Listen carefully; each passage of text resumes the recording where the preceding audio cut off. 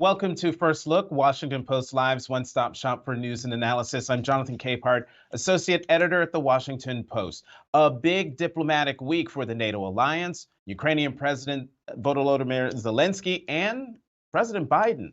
We have a lot to cover, so let's bring in diplomacy and national security correspondent for the Washington Post, Missy Ryan. Missy, welcome back to First Look.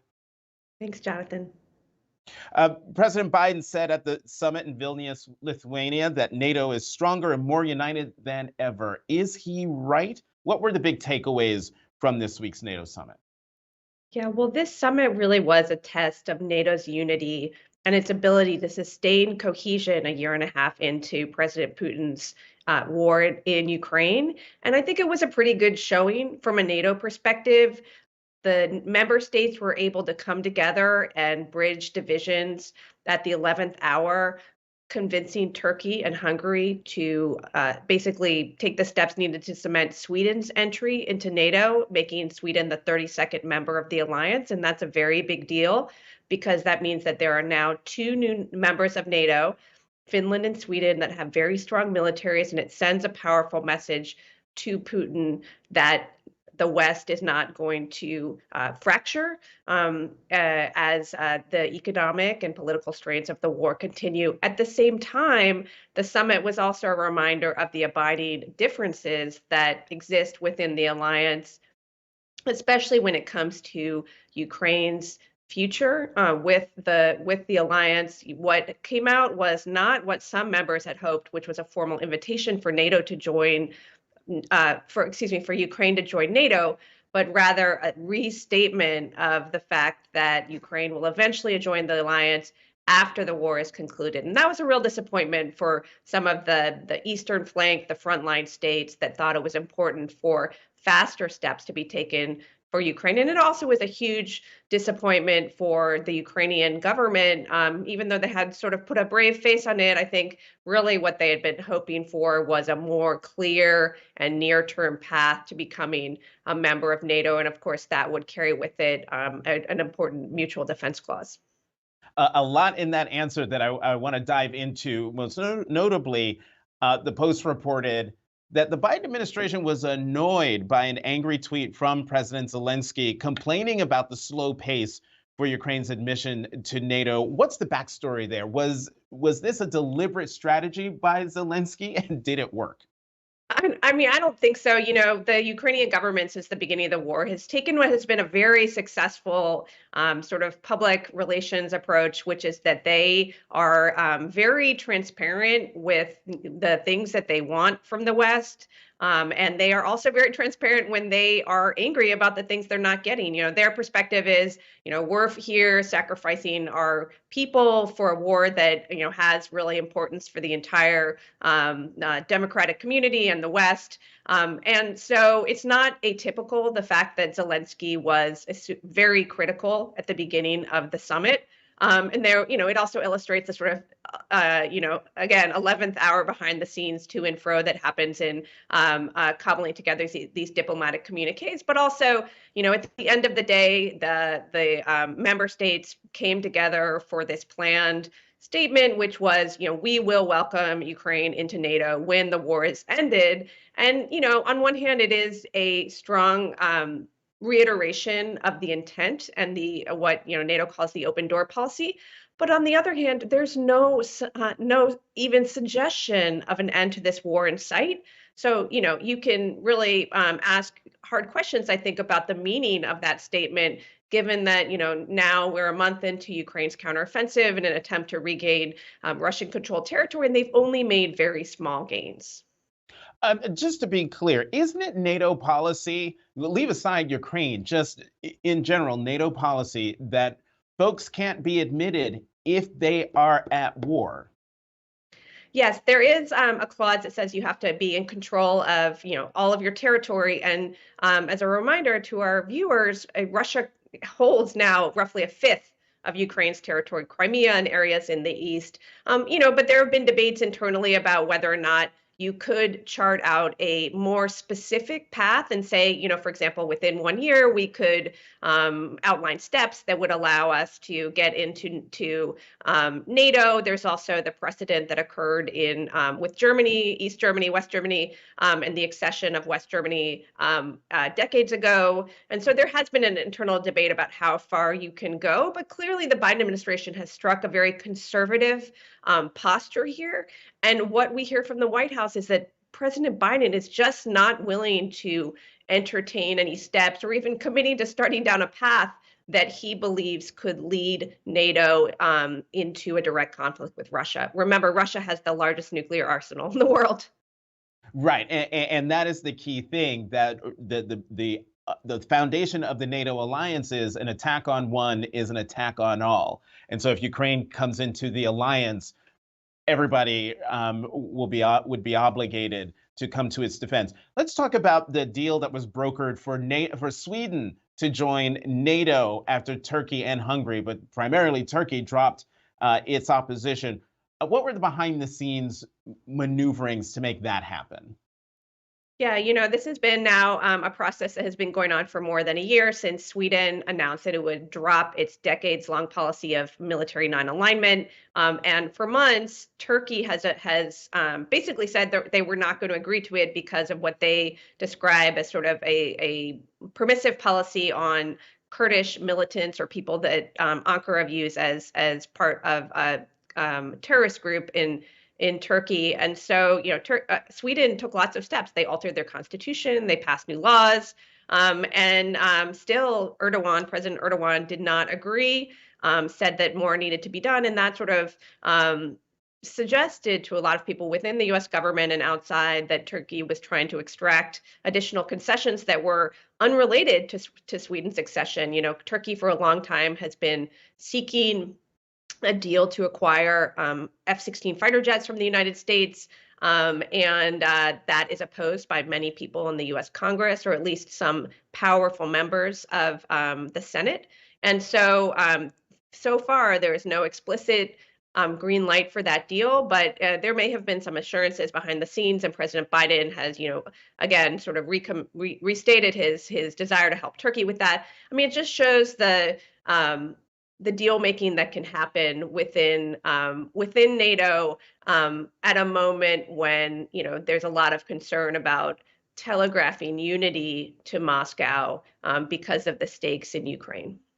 And on that point, real fast, last question. The NATO Secretary General said that Putin went to war against Ukraine to get less NATO, but, quote, he's getting more NATO. Any indication about Russian President Vladimir Putin's reaction to NATO's expansion? Yeah, I mean, the Kremlin has always criticized NATO enlargement. They see it as a threat to Russian security. The accession of Finland, which was finalized in April, doubled the land border between Russia and NATO nations. So that's very significant. The eastward expansion of NATO was one of the main reasons that Russia cited in going to war in Ukraine. So, but so far they haven't taken any actions. And from what I'm hearing from US officials, there's no suggestion that Putin will try to attack NATO. I think he knows what that would entail. And so it just looks like, again, this very tense standoff, but one that so far looks fairly stable. Yeah, with NATO, I keep making that mistake, with Finland's ascension to NATO, it's an 830-mile border that Finland shares with Russia with that expansion. I had one more question in mind, Missy, and then it just flew out of my head as I gave that little factoid. So I'm just going to quit while I'm ahead, unless you've got a last point, because we do have a little bit of extra time. If there's a last point you think viewers should know. Yeah, I mean, I think one of the things that I found interesting in how this came together in the Lithuanian capital was the fact that the Biden administration sort of raised in a new way, I think, the fact that they want to see domestic and political and economic reforms from Ukraine in order for it to join NATO. And that is something that, has been on the table as Ukraine separately tries to join the European Union, which has a very extensive set of like membership criteria, essentially. And this really, I think, was an indication of, the Biden administration tried to put out, reasons for its position, its conservative position, but also underscores as Ukraine confronts its own problems with corruption and sort of institutional weakness, the steps that the country will have to take at a really difficult moment when it's facing an existential threat, the non-military threats that Ukraine will have to, the challenges that it will have to face in terms of domestic reforms. Right. Corruption being the key word there. Missy Ryan, diplomatic and national security correspondent for the Washington Post. Thank you for coming back to First Look. Have a good weekend. Thank you. We're going to keep the conversation going with the Opinions Roundtable in just a moment. Let's go to the opinion side of the Washington Post, where we will find Washington Post editor-at-large Robert Kagan and Washington Post contributing columnist Professor Danielle Allen. Bob, Danielle, welcome back to First Look. Thank you. Thanks so much, Jonathan. Good to be here. So Ukrainian President Zelensky met with President Biden in Vilnius and began it by expressing gratitude. President Zelensky, listen. I want to thank to all Americans. We understand that it's more than 43 billion for today.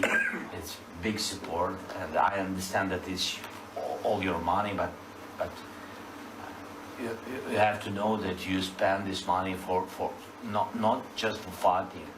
You spend this money for our lives, and I think that we save the lives for Europe and for all the world. And so, Danielle, how does what Zelensky said fit into your warnings about democracies being under threat globally? Can democracy survive if it fails in Ukraine? Thanks so much, Jonathan. It's such a powerful message when President Zelensky communicates those words of thanks. And he really is driving home an important point. There is a struggle around the globe between democracy and authoritarianism. And the front line is Ukraine and Russia. We saw the work of Russia here at home during the 2016 election, when Russian Facebook groups were, for example, creating counter protests on opposite sides of the street in Houston, bringing Americans into direct conflict with each other. Russia is not the only actor on the world stage that is seeking to undermine the capacity of democracies. There are also sort of more grassroots networks, typically on the far right, that are also seeking to undermine democratic states. So there is a really important job for all of us to do who love democracy, to protect that front line in Ukraine, to help Ukraine really win that war, and to think about what we can do to strengthen democracy at home, really for the cause of freedom on the planet. Right, and we're going to get to strengthening democracy at home in a moment. Bob, I would love to get your reaction to what President Zelensky had to say. Well, it's his job to get everything he possibly can for his country. I mean, they are under assault. They are being killed on a daily basis. They're at war with what we used to regard as a superpower. And so it would be, he's doing what he needs to do for the Ukrainian people. And obviously the rest of the world also has to make its own judgments on the basis of what everyone perceives as their interests also. But, and he's also right to say that this is not just a battle over Ukraine, that if Putin were to succeed in Ukraine and actually take over, we would be, close to returning to the situation that we had with the Soviet Union, where they are in the heart of Europe. Ukraine is as it turns out, is a very critical strategic place, because it's a large country, and it brings, if Russia were to control Ukraine, we talked about the border with Finland, but Russia would be sort of back moving into the center of Europe. And I think that most of the reason the Eastern European countries are worried is they don't think that Ukraine would be the end of Putin's ambitions ultimately. So in that sense, I think Zelensky is right. He is fighting. The Ukrainian people are fighting for the rest of us as well. Bob, let me stick with you, because in your most recent book, which came out earlier this year, entitled "The Ghosts at the Feast: America and the Collapse of World Order, 1900 to 1941," You made a point about what you called the American trap, when other countries underestimated what a united America could accomplish. Did Vladimir Putin underestimate America's resolve in defending Ukraine?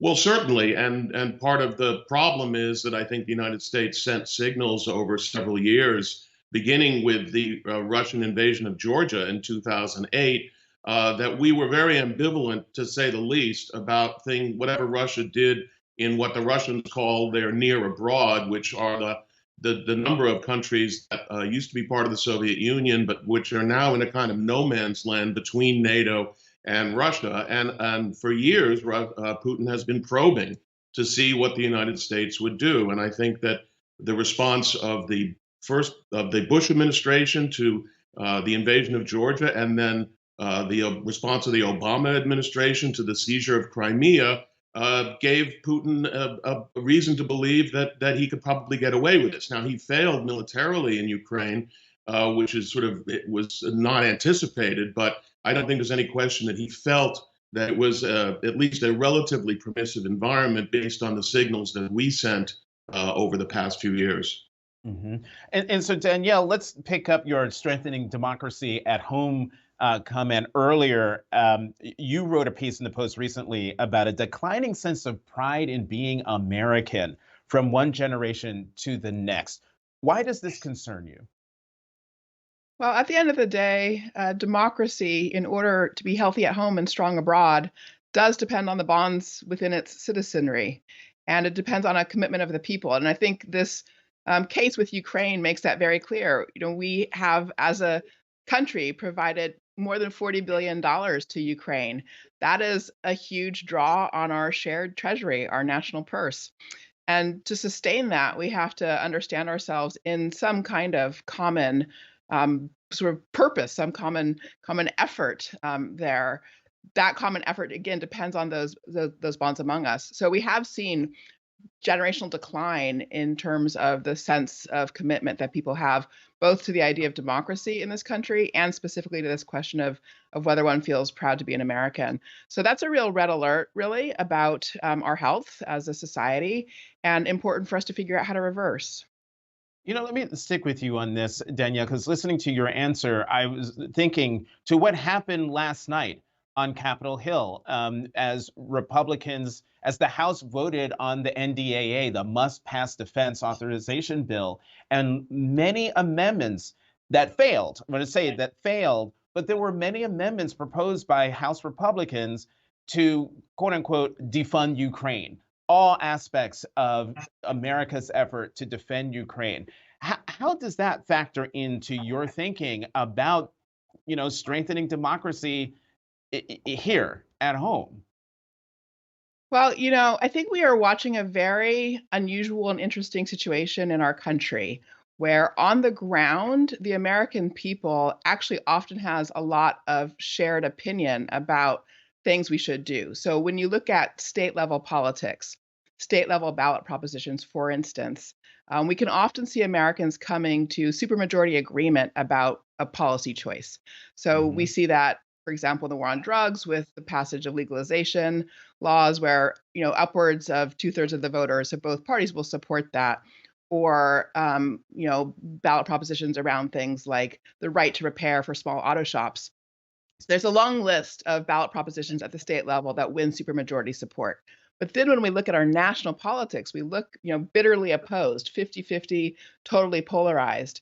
And so that's really, I think, our challenge. How can we take what's sort of fractured supermajority in our national politics and really activate, reanimate that sort of supermajority that we see on the ground in the state level? So I watch that sort of decision in Congress, and I see our parties at work. That is to say, the organizational form of our parties locked in a bitter power struggle, literally as organizations trying to control the levers of government. I don't actually see the American people locked in that struggle.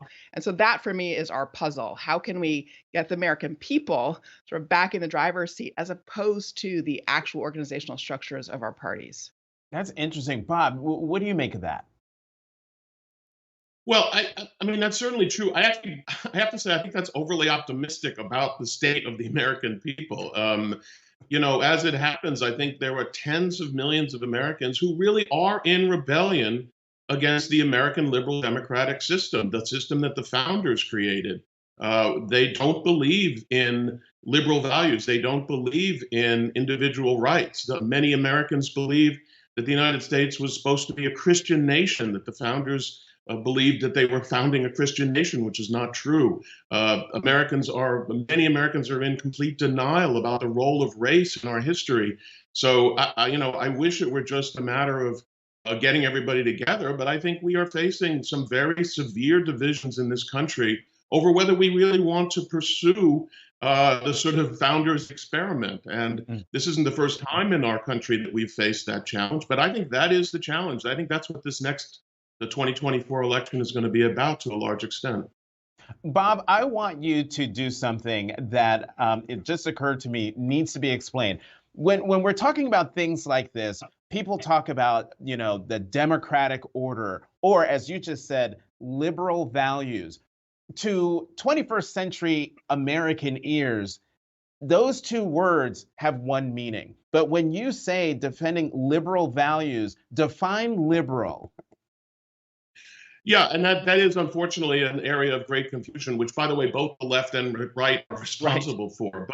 But liberalism to me is what the founders created, a system that focused on the rights of the individual against the state, against the community. The United States is got many flaws, but it's the first country in history to try to ground a government on the principle that the rights of the individual are what matters, not the needs of the state.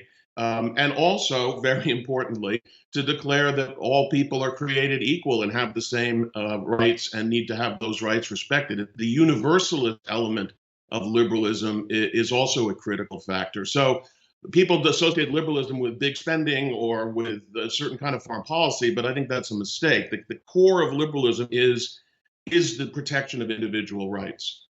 Danielle? The founders' natural rights. Yeah. Right. Danielle, does Bob has it right? That definition, broad definition of liberal. Yeah, definitely Bob has it right. I mean, there's more to be said there. I'm going to pick up one point Bob said previously and then also respond on the liberalism point. So Bob made the point, I said we've got to get that supermajority of Americans who can come together for a shared purpose, get them back in the steering seat. And Bob said, no, we're more divided than that. And I just wanted to say, actually, both things can be true at the same time. That is, a supermajority means 66, 70% of the people. That does leave 30% who are not participating in that supermajority vision. And I think Bob's exactly right. What we need is a supermajority supporting what I would say, constitutional democracy. Those are liberal values in the sense Bob means. And what does that mean exactly? It is that protection of basic rights, that commitment to universal inclusion, universal access to rights. The tricky thing is, when liberalism was invented in the 18th century, people weren't ready to share power across all different segments of society. So we're now at a point in the 21st century where liberalism does also have to be about power sharing. Everybody really has to participate. That universal inclusion needs to be a bright line definition for what it means to support constitutional democracy. And part of that is civic education, having the population understand the role of government, how government was formed, this nation's history. And right now, not only do we see a gap in education among school children, but we're seeing that gap among adults. And so how do we bridge that gap, Bob? How do we ensure that civic education is something that's shared across ages? I don't know. I mean, our educational system I'm not the first person to suggest that it's not in the greatest of shape in many respects. So I don't really know what the answer to how to solve that problem is. But what I would say is it's very important. And I agree with Danielle that there is a potential majority out there. But that in order for that majority to exercise the influence that we need it to exercise, Republicans who are not simply utterly devoted to Trump need to be willing to break from the party temporarily because the party is controlled by Trump. So if they don't do that, we're not going to make any progress. And I would say, getting back to the civic education point, right now the most important civic education is that Donald Trump should lose in 2024, and the Republican Party should suffer a disastrous defeat based on where it has taken itself. And the response to that would be a public education service. That's what I view right now. If the Republican Party can remain a viable party in the form that it is now, which is fundamentally anti-liberal and anti-democratic, then to talk about educating the citizenry, I think, is a nice idea, but it's not going to save us from the crisis that I think is going to hit us in 2024. Danielle, I'll give you the last word on this.